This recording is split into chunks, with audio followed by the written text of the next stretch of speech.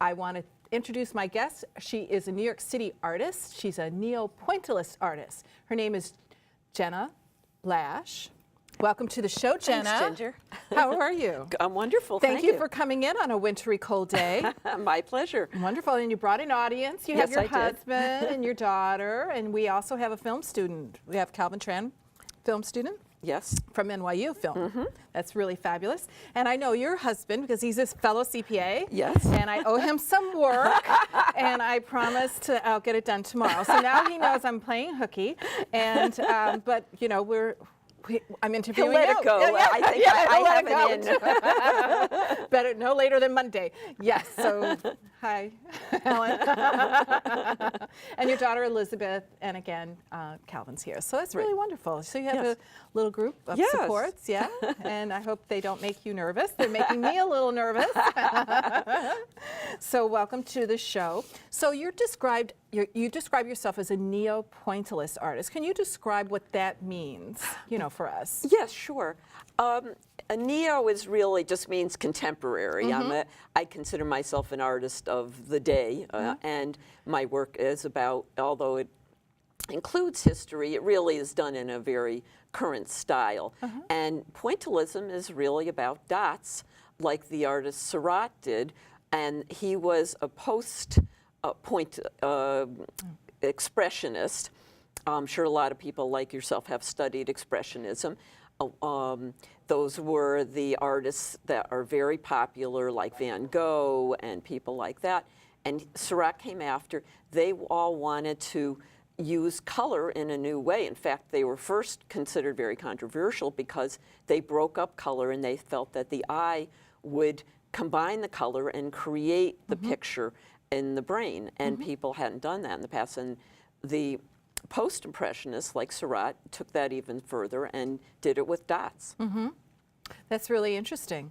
And what attracted you to those dots? I mean, you know, so like a lot of people like the strokes, I'd say, but you have to be very precise, right? I know. I was recently in a show in Brooklyn, and that was called Obsessive Artist. So maybe there's an obsessive quality that I have that I wasn't aware of. But when I first started studying on my own, I just was drawn. All of a sudden, the dots were what came out, and I've tried different things, and I always come back. So I've just accepted that as part of my voice as an artist. See, I used to be a competitive swimmer, and they always said that the stroke finds you. You don't find the stroke. I like that. So I was just wondering if that was kind of something that happened to you. Like, It did. Did it evolve over your career? Well, it's the style of dots that I've done has evolved. Oh, okay. But part of that is the uniqueness of each painting, which is what I like, because I don't want, the one thing I don't want to be is bored.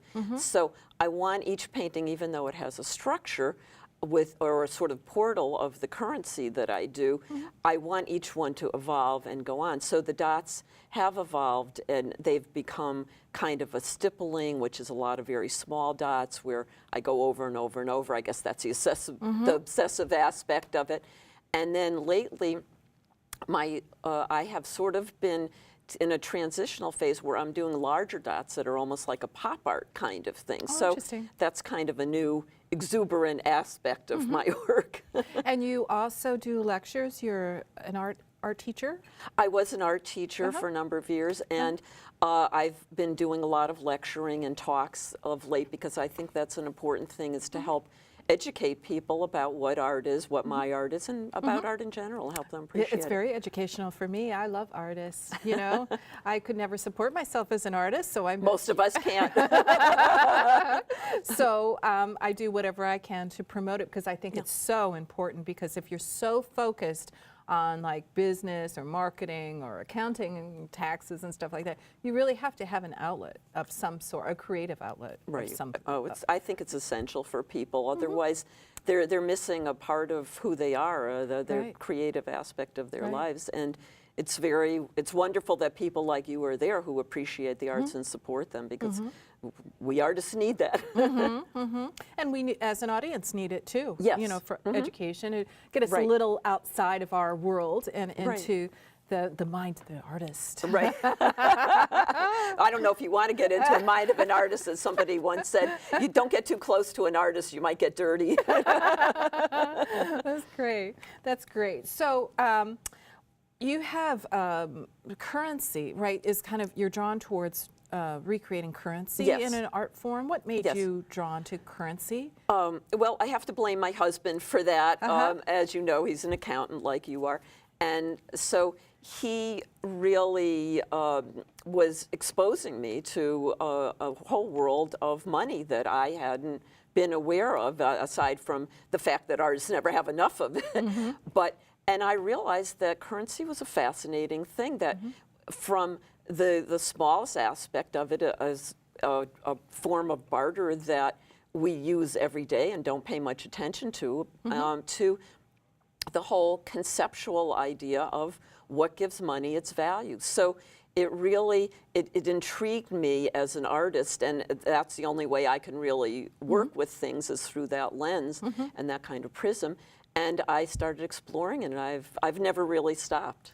And it's really interesting, though, too, when you do foreign travels and you have to do foreign currency exchange. I mean, the first thing you're going to do is like, wow, look at this. It's how different it is from our U.S. currency. Absolutely, and that's one of the things I find fascinating is that wherever we go in our travels, I look at the currency and I bring it back, and I often end up painting it. And other people end up bringing me money from their travels, and they go, Jenna, look at this. I say, my little joke is that everybody loves to give me money.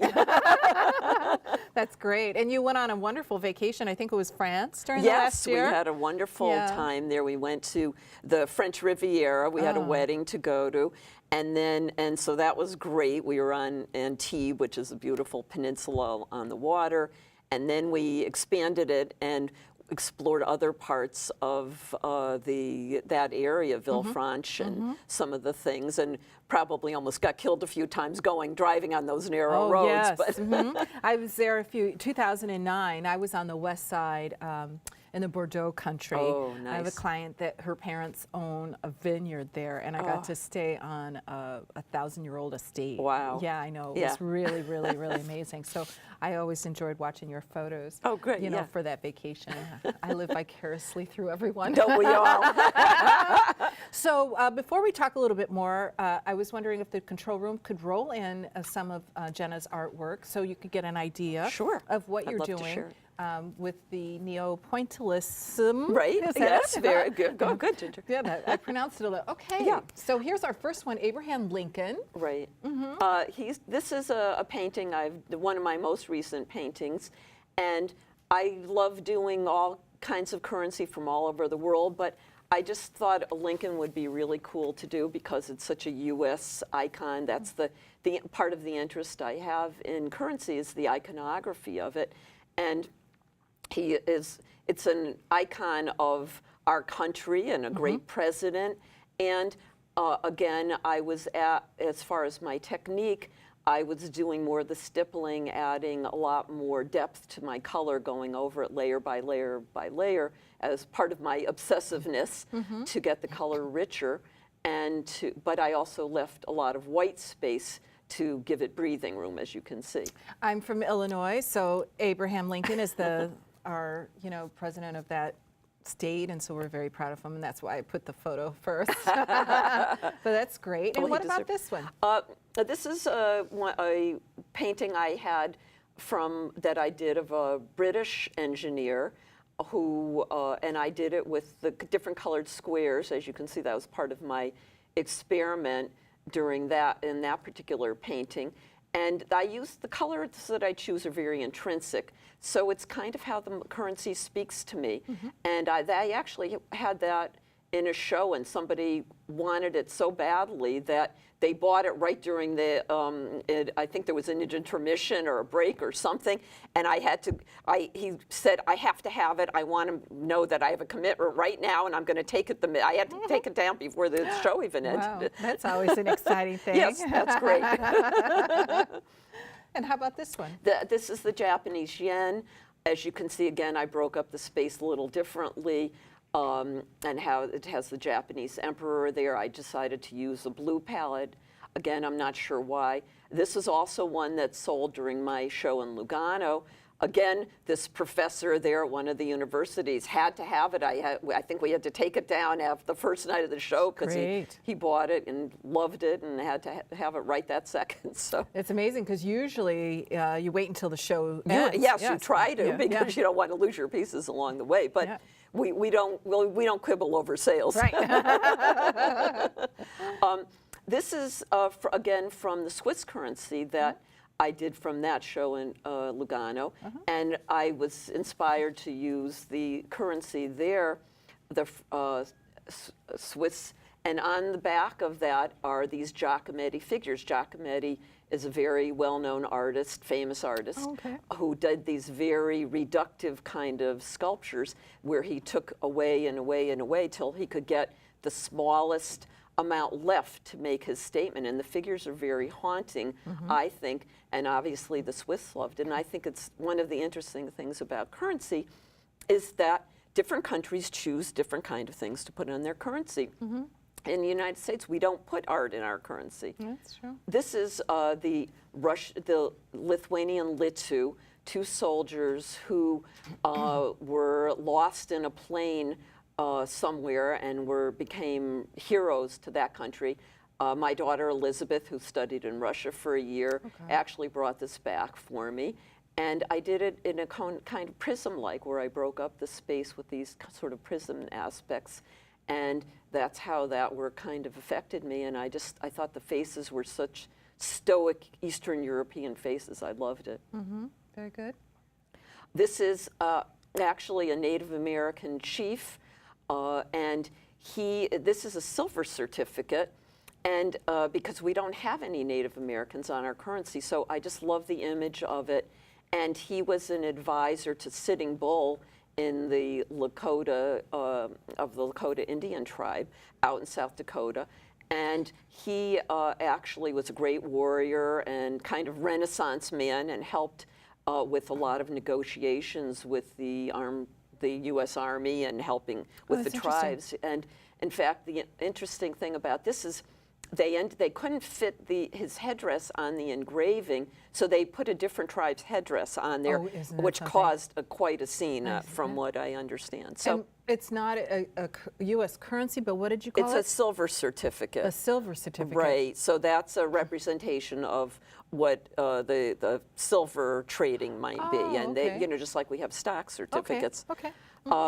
This is a Tanzanian currency with they put animals on there, and this is called Nair, and I love the idea of the animals on there. I thought it was a really exuberant image, and I thought that it was a fun image to do. And again, I haven't been to Tanzania, but a friend had gone and brought those back with me, so I thought that was a lot of fun. This was actually commissioned by a Scottish collector and his wife, who have a number of my pieces. And Jack Nicholas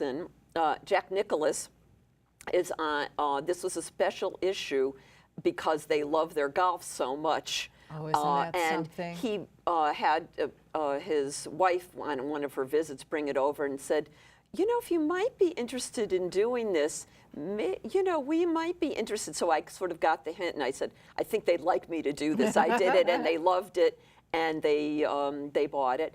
And they invited us over to their place in Scotland when we were there. And we had a wonderful trip where they showed us all over the country. So an added perk. This was a commission that somebody did of the $1 million Argentinian peso. And this woman commissioned me to do it for her husband, and it was a very interesting story of that. Alan and I were closing on an apartment, and I didn't realize, but he was the attorney that did the closing, and when he walked into the room, he said, "Are you Jenna Lash, the artist?" I was thinking, who wants to know? But so anyway, he said, "You don't remember me?" And I said, "No, I'm sorry, I don't." But he said, "My wife commissioned you to do that painting." And he goes, I look at it every day, and it makes my day. I thank you. Yeah, so beautiful much. colors. Yeah, and he wanted the bright colors, so I did that. This is the Mao, Chinese currency. And I love that because, of course, he's on a lot of the currencies, but they have many others too. And this is one of the newer, I did another Mao, but this is one of the newer pieces that I've done. So these are a number of, just to give you a sampling of my trip around the world when I'm in my studio, which is part of my adventure when I'm there. This is actually one of the transitional pieces. I call it Funny Russian Money. And this is with the larger dots, the more pop kind of look, super contemporary, kind of, what I think of as exuberant. I'm back to using acrylics, which are water-based pigments. And I'm based on the virtual currency or the cryptocurrency, which they call coins, even though they're really not. They're, on some kind of unimaginable thing going on. Like Bitcoin, where I had the show recently. They've kind of inspired me to do some round canvases. So that's what I've been working on. Isn't that something? And I'm kind of fascinated by that shape and the way that gives you a different perspective on cutting off portions or focusing on portions of currency. So that's fun. That's giving you a sampling. I was thinking that it might be $1,000 bill that you had there. It could be. It was 1,000 on there. I don't 1,000 rubles or something. That's great. And I've never seen a round canvas. Do you have to cut it, or does it come that way? Well, they have to be specially cut, and I've given up on doing my own canvases because I don't do as good enough job. So I go to professional people in the city who do that for me. That's really interesting. And one of the things that I noticed is that the variations of the colors. Some were very pastel and light blue, and then you had some bold colors. Right. What makes you decide to do something like that? Is that your mood, or? Yeah, that's kind of what I mean by an intrinsic kind of choice. I touch the bills and I think about them, and maybe it's based on our travels or what people have told me or what I know about the country. But I let, like you said about the swimmer's stroke, I let my inner voice kind of guide me and to make those choices. And because it is art after all, and I have the choice to make it any way I want, and that's part of I feel like my imagination where it comes to play. So you brought some show and tell for us. So you actually have a U.S. bill. Yes. And then, speaking of how things come to play, I thought that just the fact of the tactile sense of the currency is what is a jumping off place for me. And the fascination of what is on these various currencies. And of course, that's changing all the time now that we have to be so security conscious. So it keeps being updated all the time with different kinds of threads in there, now plastics. That's interesting. Did you notice I went like this? Yes. Are you looking to see through? Do you know that I'm looking for the silver? The silver? I actually work with a pawnbroker and who had a lube, and he actually picked away with some tweezers and brought out the silver metal. And he said it avoids the currency if that's removed, because that's what they're looking for. Wow. And he also showed us this in the back, and up close there was a guy and his girlfriend leaning up against the building. So now that I've never seen before. I'm going to have to follow that one. So that one's the U.S. thinking, right? Yes, absolutely. Some countries have war heroes and animals, and and we some have couples. Right. Well, I guess that's our excitement in the U.S. Just so I thought that would be interesting to see this blown up a little bit, just so the audience can see a little bit more, but they should go and look at their currency now and pay more attention, I think, to see what is hidden in there. I mean, in the dollar, of course, you have this pyramid thing, which everybody is interested in. That most people, I think, are aware of that, and that kind of mystical aspect we've added in that. And then just the beauty of the scroll work and the numbers and the script. I find it absolutely fascinating. And you have some currency from other countries? I do. This is you saw the Japanese currency that I did. Well, this is the real version of it, and again, the front and the back, so you can see the interesting things about the emperor and the different markings of the currency, as well as the beauty of the swans, or I think that's what they are, that are in the back of the choice. And then the interesting, what we call negative space in the middle there. Interesting. Then this kind of came out elongated, but I think it's kind of cool, of the Swiss currency. Like what we had seen. Which I this was recognize the bodies. these are the Giacometti figures they chose on the back and the person on the front. And so you can see and kind of compare what I've done with what the actual currency is. And I think these are the things that fascinate me and then lead me to my jumping off place on my work. That's interesting. Now, we met at your art opening with Bitcoin down on Yes. Wall Street. Right. And can you tell us a story about that, how that happened? Because I Yeah. thought, wow, that was the first time I was really introduced to currency art. Right. Well, that is kind of a niche that not too many artists have, gone into. It was really pretty fascinating because I went and talked with the Bitcoin people, and it just seemed like an amazing juxtaposition of ideas with my currency work and their idea of Bitcoin, which is possibly an aspect or a permutation of currency of the future. And the space, as you know, from being at my launch, was huge, like this huge warehouse space. So Yeah. it was kind of perfect for my big paintings, since I paint larger than life. And the paintings are all 5 by 8. And with that, so they need a lot of breathing room. And then double that size if I do what's called a diptych, which is 2 paintings together to form one large painting. So the Bitcoin, I'm not sure if I'm the best spokesman for it, but my understanding is that it's a mathematical computation that is done by computer with a finite set of Bitcoins available. And they are traded as a way to have a freedom in that we don't have with currency, because Bitcoin or other what's called cryptocurrencies, are based on what they call a blockchain, and that is it has no attachment to any country.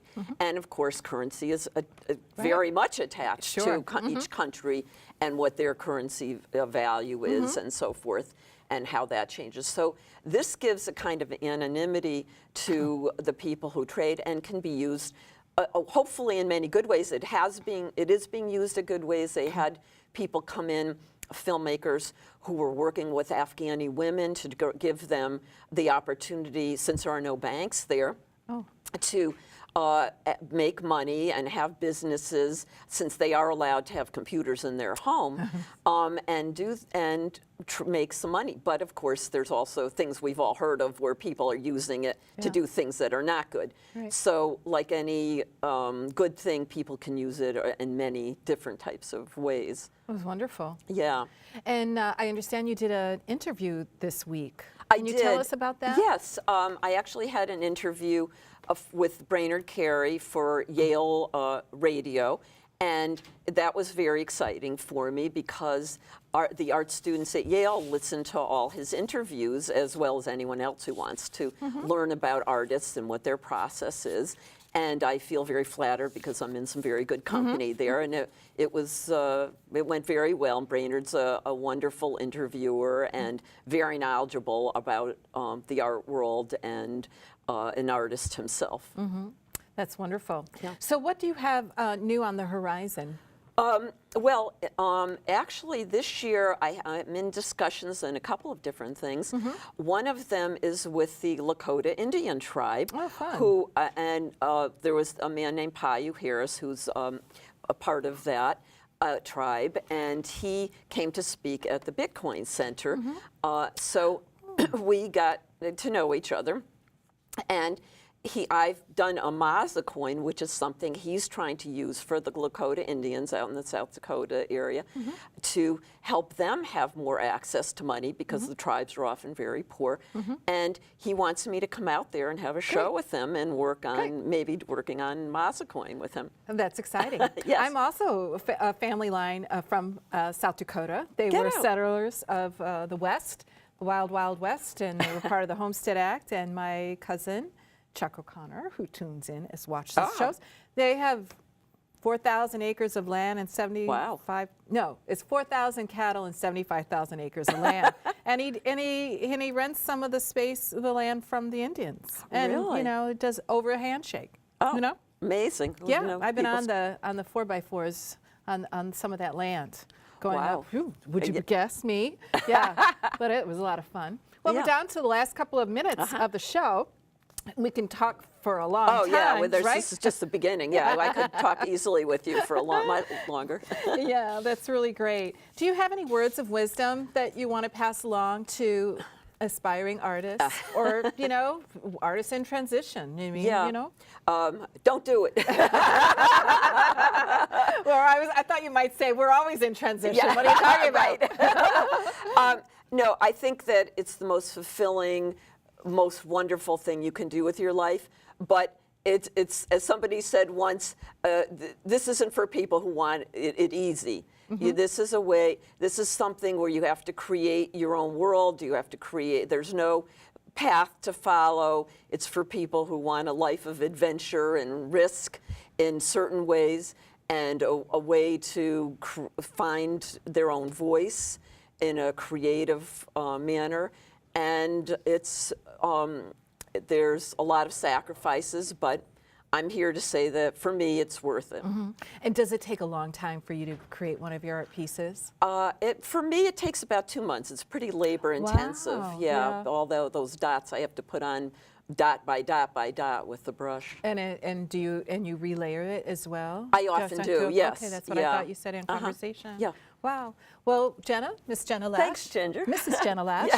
Thank you very much for coming in. My pleasure. And coming in on a cold Friday afternoon. That's Ginger, New York. We're here live every Friday afternoon at 2 p.m. Thank you very much for tuning in. We always have great artists and performing artists and intellectuals that come through, and I really appreciate your time today watching us. We'll see you next week, next Friday afternoon at 2 p.m. Thank you very much, and thank you, Jenna, for bringing in your family members, Alan and Elizabeth and Calvin. I appreciate your attention. So thank you, everyone. We'll see you next week. And in the meantime, be safe and stay warm, right? Absolutely. Thanks, Ginger. Yeah, that thank was you. fun. Good, good. We're off the air. Okay. Yay. Yay. Woo, all right.